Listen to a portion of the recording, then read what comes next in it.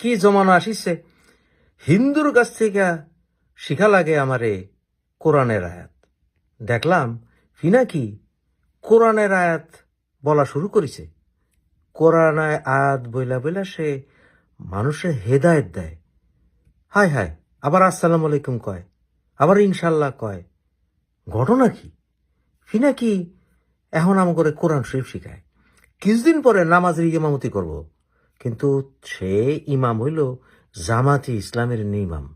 সে সাধারণ মুসলমানকে বোকা বানাইতে পারবো না। ওই ইয়াজিদি বাহিনীর ইমাম এই পিনাকি ভট্টাচার্য রহমতুল্লাহ তাগলিয়া।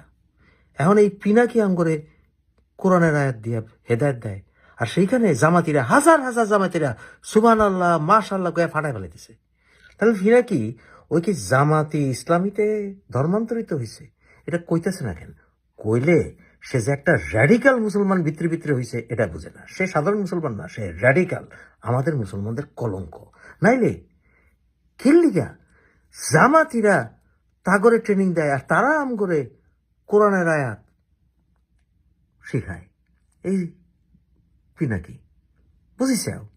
কি বুঝিসাও?